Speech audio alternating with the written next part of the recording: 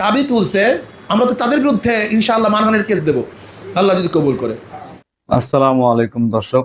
North south ইউনিভার্সিটির শিক্ষার্থী অপূর্ব পালের পর অভিযোগ উঠেছে মুফতি সৈয়দ ফাইজুল করিম রহমতুল্লাহ আলাইহির বিরুদ্ধে। উনি নাকি কোরআন অবমাননা করেছেন। তো উনি কি সত্যি কোরআন অবমাননা করেছেন? শুধু কোরআন না, এটা একটা ভুল। আমাদের অনেকের মাথার মধ্যে শুধু কোরআন কোরআন সরার, শুধু কোরআন কিচ্ছু না। শুধু কোরআন কোনোদিন শাসন করতে পারে না। শুধু কোরআন কোরআন এটা ঠিক না, এটা হালে কোরআনিয়াদের একটা সাবজেক্ট। এর মধ্যে মারাত্মকভাবে একটা দর্শনের গলত আছে। নাকি তার বিরুদ্ধে কিছু মিডিয়া হলুদ সাংবাদিক উঠে পড়ে লাগছে, যাতে তাকে মাইনাস করা যায় বা তাকে দেশবাসীর সামনে ছোট করা যায়। এই জন্য আসলে আমি কিন্তু ওনার দালাল না, বা উনি কিন্তু আমাকে টাকা পয়সা দেন নাই ওনার পক্ষে কথা বলার জন্য। যেটা সত্য সেটাই আমি বলতে চাই আপনাদের সামনে। তো দর্শক, কথা হচ্ছে একজন দ্বীনের দায়ী যে কিনা সারা জীবন ইসলামের পক্ষে, কোরআনের পক্ষে, হাদিসের পক্ষে আন্দোলন সংগ্রাম করে আসতেছেন, যিনি মনে প্রাণে চান এই দেশে ইসলাম কায়েম হোক, ইসলামের আইন কায়েম হোক, শরিয়া কায়েম হোক, তিনি কি কোরআনের বিরোধিতা করবেন বা কোরআনের বিপক্ষে কথা বলবেন, কোরআনকে ছোট করবেন? এটা কি আপনাদের মনে হয়? আমারও মনে হয় না। প্রথমে আমি বিশ্বাস করতে পারি নাই, তারপর বিশ্বাস না করার কারণ অনেক খোঁজাখুঁজির পর আমরা এই ভিডিওটি পাইছি। চলেন সেই ভিডিওটি দেখে আসি। আমাদের এই সেকুলারদের মধ্যে থাকতে থাকতে আমাদের মেজাজ হয়ে গেছে যে আমরা শুধু দুনিয়া নিয়ে চিন্তা করি, কিন্তু একজন মুসলমানের শুধু দুনিয়া নিয়ে চিন্তা হতে পারে না। আমাদের মূল চিন্তা হলো আখেরাত এবং দুনিয়া, উভয়টাই। আমরা দুনিয়াতে শান্তি চাই, আখেরাতে মুক্তি চাই। কিন্তু আমাদের মুসলমানদের দেখছি, আমি যত আলোচনা হোক, আমাদের আখেরাত একটা আছে, পরবর্তী জিন্দিগি আছে, এই চিন্তা আমাদের মধ্যে নাই। আমরা শুধু দুনিয়া দুনিয়া। সেকুলারদের কাজটা কি? নাস্তিকদের কাজটা কি? নাস্তিকের কাজ হলো শুধু দুনিয়া দুনিয়া নিয়ে চিন্তা করা। কিন্তু একজন মুসলমান তৌহিদবাদীর কাজটা কি? দুনিয়া এবং আখেরাত উভয়কে নিয়ে চিন্তা করা। এর জন্য আমি মনে করি যতক্ষণ পর্যন্ত আমাদের মেজাজের মধ্যে দুনিয়া এবং আখেরাত উভয়ের মেজাজ না আসবে, ততক্ষণ পর্যন্ত ইসলামপন্থী থাকবো, তারা একদিন ধ্বংস হয়ে যাব। যারা মনে করবো শুধু দুনিয়া, রাজনীতি আমাদের মূল দায়িত্ব, তারা কিন্তু আদর্শের উপর থাকতে পারবো না, নষ্ট হয়ে যাবে আদর্শ। আর যারা মনে করি না আমাদের দুইটা কাজ, দুনিয়ায় মুক্তি, আখেরাতে শান্তি, এই দুনিয়ায় মুক্তি আখেরাতে শান্তি পাওয়ার জন্য আমরা যদি চেষ্টা করি, তাহলে এই মানুষগুলি স্বাধীন থাকতে পারবে, এই মানুষগুলি উন্নত হবে এবং চুরি হবে না, ডাকাতি হবে না, আল্লাহর কাছে জবাব দিতে হবে। এই চিন্তা যতক্ষণ পর্যন্ত না আসবে, চুরি বন্ধ করতে পারবেন না, ডাকাতি বন্ধ করতে পারবেন না। আজকে যারা ক্ষমতায় যেতে চায়, ক্ষমতায় না যাওয়ার আগেই তাদের অবস্থা আপনারা দেখেছেন। হীন এমন কোনো অপরাধ নেই যে অপরাধ তারা করছে না। আজকে তার ক্ষমতায় যাওয়ার জন্য ধর্মকে বিক্রি করতে পারে, আজকে ক্ষমতায় যাওয়ার জন্য ধর্মকে পরিবর্তন করতে পারে, আজকে ক্ষমতায় যাওয়ার জন্য তার ইসলামের বিরুদ্ধে কথা বলতে পারে। আমি চাই আসুন আমরা মুসলমান, 92% মুসলমানদের দেশে ইসলাম হুকুমাত হবে। শুধু কোরআন না, এটা একটা ভুল। আমাদের অনেকের মাথার মধ্যে শুধু কোরআন কোরআন সরার, শুধু কোরআন কিচ্ছু না। শুধু কোরআন কোনোদিন শাসন করতে পারে না। কোরআন ও সুন্নাহ শব্দ ব্যবহার করতে হবে, কোরআন ও সুন্নাহ শব্দ ব্যবহার করতে হবে। যদি শুধু কোরআন কোরআন বলেন, হাজারো জায়গায় ডিস্টার্ব হবে, যা চিন্তাও করতে পারবেন না।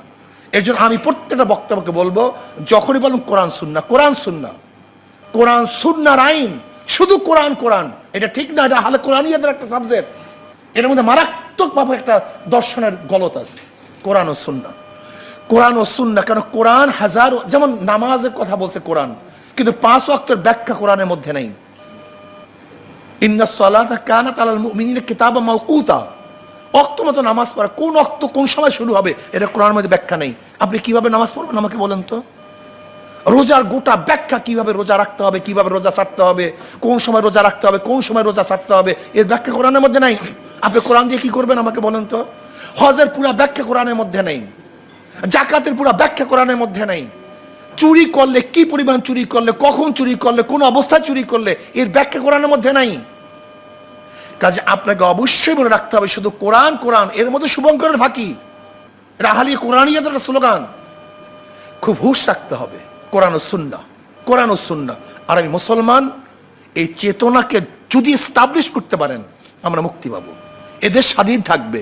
আর আমি মুসলমান, এই চেতনাকে যদি ধ্বংস করেন, তাহলে আজকে হোক, কালকে হোক, 100 বছর পরে হোক, 500 বছর পরে হোক, এই ভূখণ্ড অন্য দেশ দখল করবে। উনি স্পষ্ট বলতেছেন কোরআন এবং সুন্নাহ, কোরআন এবং সুন্নাহ, কোরআনকে বাদ দিয়ে শুধু সুন্নত নিয়ে চললে তার জীবন পরিপূর্ণ হবে না, এবং শুধু সুন্নত কোরআন নিয়ে জীবন পরিচালনা করতে আপনি পারবেন না। যেখানে কোরআনে অনেক কিছুই মানে আছে, সেটার ব্যাখ্যা কোরআনে নাই, সেটার ব্যাখ্যা দেওয়া হয়েছে হাদিসে। তো এবার উনি হুঁশিয়ারও দিচ্ছেন যারা ওনার বিরুদ্ধে কোরআন অবমাননা করছেন, এরকম অপবাদ দিচ্ছেন, তাদের বিপক্ষে মামলা করার জন্য হুঁশিয়ারি দিচ্ছেন। ইসলামী আন্দোলন সবচেয়ে ভালো এক সংগঠন, এদের উপরে খুব বড় কোনো প্রশ্ন নেই, কোনো বড় প্রশ্ন নেই আলহামদুলিল্লাহ। অন্যান্য সংগঠনের উপরে হাজারো বড় বড় প্রশ্ন আছে, কিন্তু ইসলামী আন্দোলনের উপরে বড় কোনো প্রশ্ন নেই। যা কিছু প্রশ্ন তুলতেছে আবাস মিথ্যা বানোয়ার, কি প্রশ্ন তুলে? নেশা খায়, মিথ্যা খায়, পিসাব চর্ম নেই, এর কোনো ভিত্তি নেই। তারা কি প্রশ্ন তোলে আমরা ভণ্ড, এর কোনো ভিত্তি নেই। তারা কি প্রশ্ন তোলে আমরা মূর্খ, এর কোনো ভিত্তি নেই। তারা কি প্রশ্ন তোলে আমি কোরআন অবমাননা করছি, যেই দাবি তুলছে আমরা তো তাদের বিরুদ্ধে ইনশাআল্লাহ মানহানির কেস দেব, আল্লাহ যদি কবুল করে। যদি আলেম ওলামারা এটা প্রমাণিত করে যে না কোরআন অবমান হয় না, বরং কোরআনকে শক্তিশালী করা হয়েছে, কোরআনকে আরও শক্তিশালী করা হয়েছে, তাহলে যারা এই আমাদেরকে কলুষিত করার জন্য, প্রশ্নবিদ্ধ করার জন্য চেষ্টা করছে, আমরা তো তাদের বিরুদ্ধে কেস দেব, অবশ্যই কেস দেব, কেস দিতে হবে। এটা আলেম ওলামারা প্রমাণ করবে অবমানিত হয়েছি হয় নাই, না কোরআনকে শক্তিশালী করা হয়েছে। আশ্চর্য লাগে এমন একজন দিনী মানুষকে আমাদের দেশের কিছু গণমাধ্যম যারা ছোট করার জন্য তার পিছে লাগছেন। খুবই মানে মর্মাহত হই, একজন আলেমকে ছোট করার জন্য যখন মিডিয়া তার পিছে এইভাবে লাগে।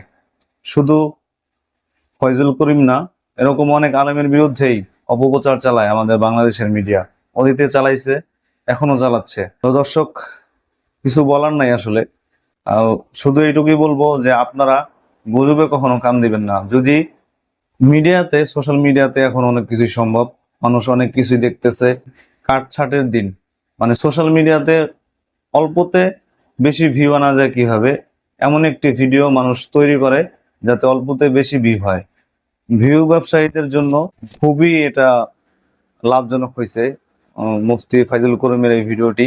তারা পুরো ভিডিওটাকে কাটছাট করে এইভাবে চালাই দিছে। তো যারা এই কাজগুলা করছে তা আদৌ মানুষের কাতারে পড়ে? দর্শক, আপনাদের কাছে প্রশ্ন থাকলো। তো সবাই ভালো থাকবেন, আসসালামু আলাইকুম। আর হ্যাঁ, আমাদের চ্যানেলটি সাবস্ক্রাইব করবেন যাতে আমরা আগামীতে আপনাদের সামনে আরো এরকম ধরনের ভিডিও নিয়ে আসতে পারি। সবাই ভালো থাকবেন।